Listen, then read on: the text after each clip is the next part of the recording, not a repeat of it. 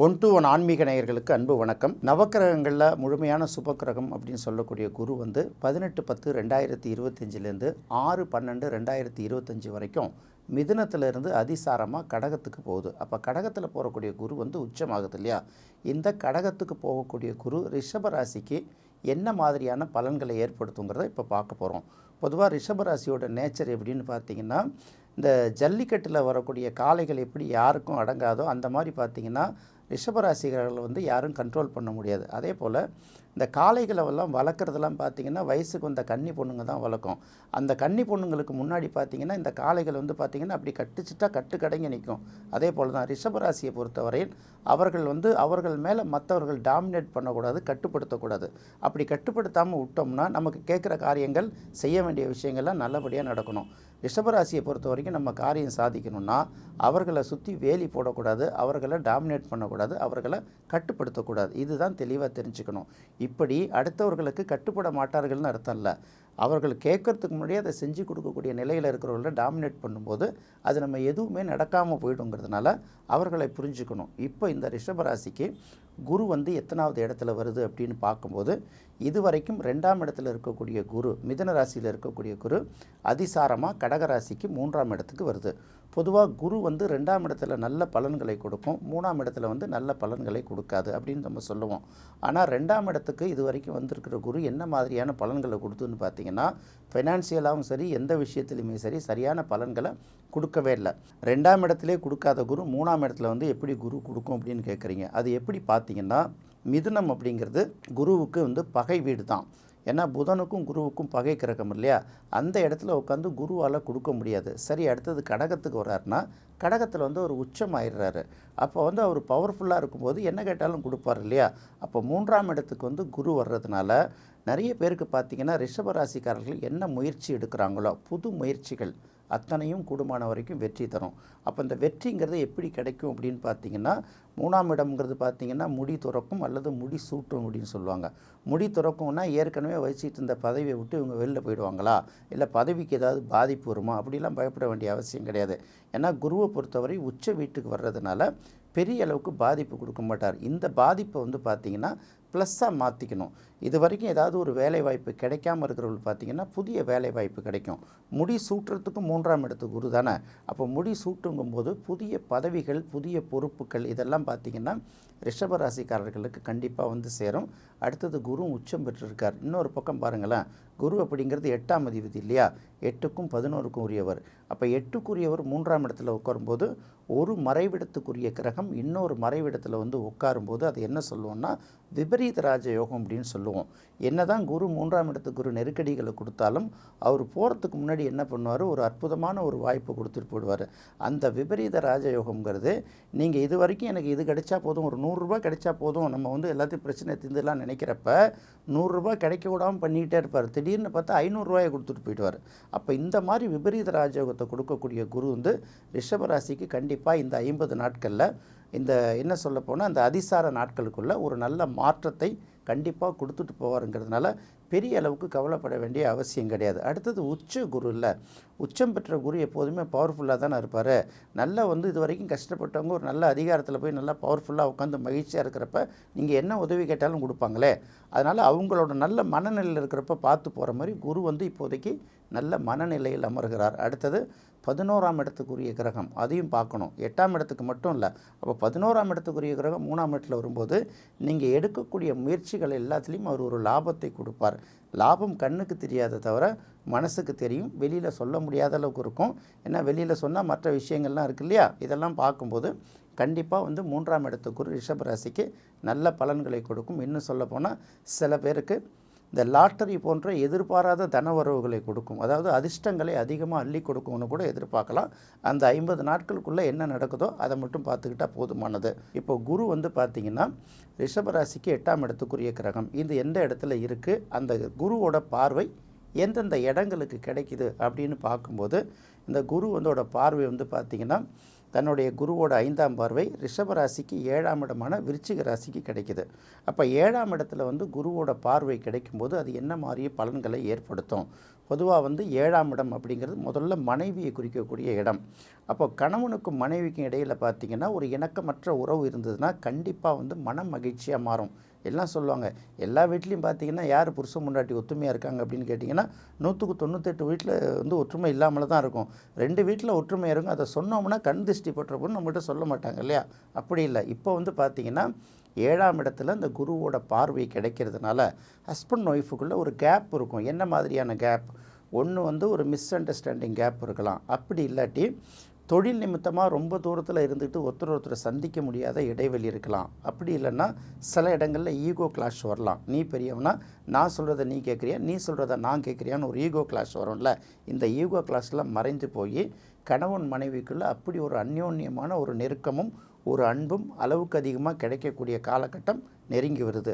அடுத்தது பார்த்திங்கன்னா பொதுவாகவே ரிஷபராசிக்காரர்கள் வந்து ஒரு இடத்துல வேலை செய்கிறத விட தன்னோட சொந்த காலில் சுயமாக நிற்கணும்னு ஆசைப்படுவாங்க. நிறைய பேருக்கு இந்த எண்ணம் இருக்கும். சரி, வேறு வழியில் ஒரு சேஃப்டியான வேலை, குடும்பம் அது இதுன்னு பார்த்துருந்தா கூட இன்னும் சில பேருக்கு எப்படா சுயமாக விற்கணும் அப்படின்னு பார்க்கும்போது இப்போ இந்த சுய தொழில் செய்யணும் அதுக்கான முயற்சிகள்லாம் நிறைய தேடிக்கிட்டு இருக்கிறவங்களுக்கு ஒரு பக்கம் இன்வெஸ்ட்மெண்ட் பிரச்சனை இருக்கும், இன்னொரு பக்கம் பார்ட்னர்ஸ் சேராமல் இருப்பாங்க.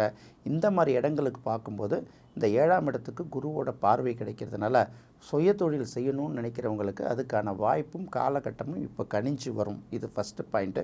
அடுத்தது பார்த்திங்கன்னா 7ஆம் இடத்தை குரு பார்வை செய்கிறதுனால நல்ல பார்ட்னர்ஸ் சொல்லுவாங்க. அந்த பங்குதாரர்கள் அப்படின்னு சொல்லுவோம்ல, நமக்கு நல்ல திறமை இருக்கும், இதை யாராவது கொஞ்சம் பணம் போட்டாங்கன்னா இதை நல்லா சக்ஸஸ்ஃபுல்லாக பண்ண முடியும் அப்படின்னு நினைப்போம். அதுக்கு வந்து சரியாக இது வரைக்கும் ஆள் கிடைக்க மாட்டாங்க. இப்போ வந்து அதற்கான ஆள் கிடைப்பாங்க. இன்னும் சில பேர் பார்த்திங்கன்னா கையில் நிறைய பணம் வச்சுருப்பாங்க. இதை வச்சுட்டு இன்வெஸ்ட் பண்ணும்போது சரியான வேலை தெரிஞ்ச ஆட்கள் கிடைக்காம தடுமாறிட்டு இருப்பாங்கள்ல, அந்த மாதிரி விஷயங்களும் நல்லா கிடைக்கும். அடுத்தது பார்த்திங்கன்னா 7ஆம் இடம் கணவன் அப்படிங்கிறது மட்டும் மனைவி மட்டுமே இல்லை, நல்ல நண்பர்கள், பிரிந்து இருக்கக்கூடிய நிறைய நண்பர்கள், ஒரு மிஸ் அண்டர்ஸ்டாண்டிங்கில் ஒரு சின்ன தவறு நடந்திருக்கும், இல்லை தவறாக புரிஞ்சிக்கிட்டு கூட நம்மளை விட்டு பிரிஞ்சிருக்காங்கல்ல, அந்த மாதிரி நண்பர்கள் உறவுகள்லாம் மீண்டும் திரும்ப வருவதற்கான ஒரு காலகட்டம். எல்லாத்தையும் காண்டி வெளி உலக தொடர்பு அப்படின்னு சொல்லுவோம். வெளி உலக தொடர்புன்னா அரசியலில் சில பேர் பார்த்திங்கன்னா நிறைய கடுமையாக உழைச்சிருப்பாங்க, கெட்ட பேர் வந்திருக்கும். கெட்ட பேர்னா தவறான கெட்ட பேர் இல்லை, தவறாக சித்தரிக்கப்பட்டிருப்பார்கள். அவர்களுக்கெல்லாம் பார்த்திங்கன்னா அந்த பொதுமக்கள் மத்தியில் நல்ல செல்வாக்கு கூடும். சில பேருக்கு பார்த்திங்கன்னா அரசியல் ரீதியாக பார்த்திங்கன்னா புதிய பொறுப்புகள்லாம் நிறைய பேருக்கு கிடைக்க வேண்டிய காலகட்டங்கள்லாம் கிடைக்கும். சில பேர் பிஸ்னஸ் வச்சுருப்பாங்க, நல்லா வியாபாரம் ஓடிட்டுருக்கும், இப்போ என்னான்னே தெரியல, டல் ஆகிட்டே இருக்குது அப்படின்னு யோசிப்பாங்கள்ல, அவர்களுக்கெல்லாம் வந்து பார்த்திங்கன்னா இந்த கிளைண்ட் பேஸ் வாடிக்கையாளர்களுடைய அந்த பலம்ங்கிறது நல்லா கூடும். வாடிக்கையாளர்களுக்கும் தொழில் நடத்துபவர்களுக்கும் அந்த இடையே இருக்கக்கூடிய உறவு நல்லா மேம்படும். இப்படி பார்த்திங்கன்னா 7ஆம் இடத்துல பார்க்கறனால இவ்வளோ பெரிய நல்ல விஷயங்கள்லாம் நடக்கும். அடுத்து குருவோட பார்வை ராசிக்கு 9ஆம் இடமான மகரத்துக்கு கிடைக்கிது. அப்போ 9ஆம் இடம் அப்படின்னு பார்க்கும்போது இது வந்து ஒரு பாக்கியஸ்தானம். அப்போ 9ஆம் இடத்துக்கு குரு பார்வை கிடைக்கிறதும் 9ஆம் இடத்துல குரு இருக்கிறதும் ரொம்ப நல்லது இல்லையா? அப்போ ஓடுனவங்களுக்கு 9ஆம் இடத்துல குரு அப்படின்னு சொல்கிறாங்கல்ல, 9ஆம் இடத்துல குரு இருந்தால் அவங்க இருக்கிற இடத்த விட்டு இன்னொரு இடத்துக்கு போகும்போது டெவலப் பண்ணுவாங்க. சில பேர் பார்த்திங்கன்னா புதுசாக ஒரு தொழிலை தொடங்கிட்டு இன்னொரு இடத்துல பிரான்ச்சு நல்லாயிருக்கும், அப்படி இல்லைன்னா இந்த இடத்த விட அந்த இடத்துக்கு போனால் நல்லாயிருக்கும், இடமாற்றத்தை விரும்புகிறாங்கல்ல, அவர்களுக்கு வந்து இது ஒரு நல்ல பீரியடே அமையும். அடுத்தது பார்த்திங்கன்னா தந்தை அப்படின்னு சொல்லுவோம். இப்போ நிறைய பேர் பார்த்திங்கன்னா தந்தைக்கும் மகனுக்குமான உறவு அப்படின்னு ஒன்று இருக்கு இல்லையா? அப்போ என்ன பண்ணுவாங்க, நான் இருக்கிற வரைக்கும் நான் தான் வச்சுருப்பேன், அதுக்கப்புறம் உனக்கு கொடுக்க மாட்டேன்பாங்க. அப்பா இப்போ கொடுக்க மாட்டுறாரு, இப்போ பணம் கொடுத்தா தான் நமக்கு தொழில் செய்ய முடியும், அதுக்கப்புறமா இந்த காலகட்டம் கனியுமா, அப்படிலாம் சில பேர் எதிர்பார்த்துட்ருப்பாங்கள்ல. தந்தையோட மனது மாறி சரிப்பா நான் ஒரு அமௌண்ட் இப்போ தரேன், நீ இதை இழந்துடாத அப்படின்னு சொல்லிவிட்டு அந்த மாதிரி தந்தை வழி ஆதரவு வந்து கண்டிப்பாக கிடைக்கக்கூடிய காலகட்டமாக இருக்கும். தந்தை இருக்கிறவர்களுக்கு, தந்தை இல்லாதவர்களுக்கு தந்தை ஸ்தானத்தில் இருக்கக்கூடியவர்கள் வந்து ஒன்று பொருளாதார உதவி செய்து கடன் உதவி செஞ்சு கொடுப்பாங்க. அப்படி இல்லைன்னா அதுக்கு உங்களுக்கு என்ன ஆலோசனை தேவையோ அதை சரியான ஆலோசனையை வழங்குவாங்க. ஒன்று. அதுக்கப்புறம் 9ஆம் இடம்ங்கிறதுனால 9ஆம் இடம் வந்து பாக்கியஸ்தானம். ஒரு மனிதனை வந்து அனுபவிக்க வேண்டிய மகிழ்ச்சிகள் இருக்கு இல்லையா? இப்போ நிறைய பேர் பார்த்திங்கன்னா வேலை நிமித்தம், வருவாய் நிமித்தம், குடும்ப சூழ்நிலை நிமித்தம் ஒரு நிம்மதி இல்லாத சில சூழ்நிலைகள் இருக்கிறவர்கள்லாம் பார்த்திங்கன்னா ஏதாவது ஒரு வகையில் மனம் மகிழ்ச்சி அடையக்கூடிய ஒரு விஷயங்கள் இப்போ நடக்கும். நீங்கள் தேவையான பொருளை வாங்கியிருக்கலாம், இது வரைக்கும் எதிர்பார்த்து கை கூடாதது இந்த காலகட்டத்தில் கை கூடலாம்.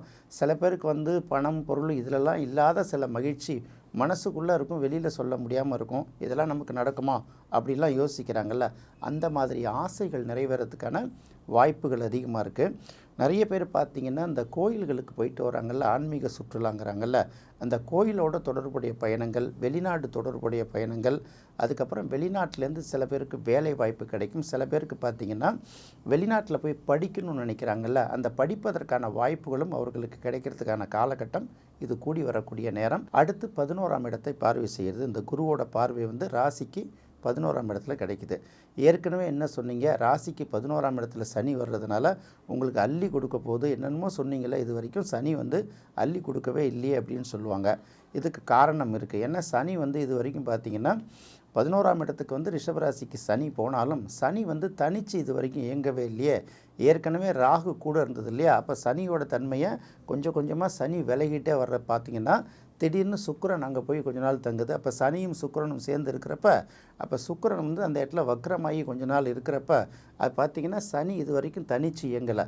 சனி தனிச்சு இயங்குகிற நேரம் வரும்போது அந்த வக்ர நிலைக்கு ஆளாயிட்டார். அப்போது ரிஷபராசிக்கு 11ஆம் இடத்துல இருக்கக்கூடிய சனி வந்து எந்த வேலையுமே செய்கிறதுக்கு முன்னாடி அவர் எப்போ வேலையை தொடங்குறாரோ அவர் ஆப்சண்ட் ஆன மாதிரி வக்கரமானதுனால, அப்போ 11ஆம் இடத்துல வரக்கூடிய சனியால் இது வரைக்கும் பயன் இல்லாமல் தானே போயிருக்கோம்.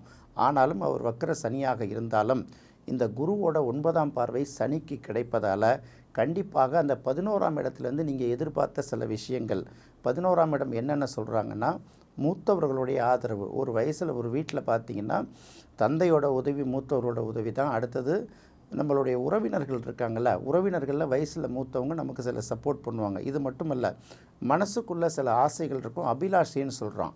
அபிலாஷைன்னா வெளியில் சொல்ல முடியாத சில ஆசைகள் இருக்குல்ல, இந்த ஆசைகள் எல்லாம் நிறைவேறும்.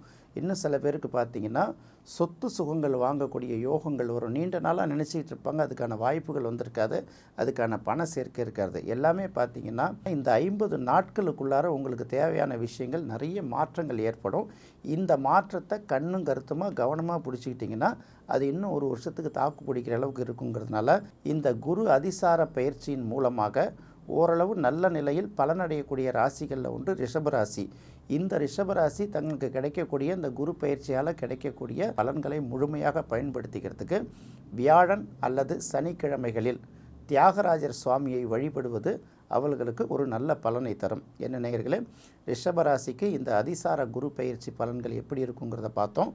அடுத்து மிதுன ராசிக்கு இந்த அதிசார குரு பயிற்சி பலன்கள் எப்படி இருக்குங்கிறத அடுத்த வீடியோவில் பார்ப்போம்.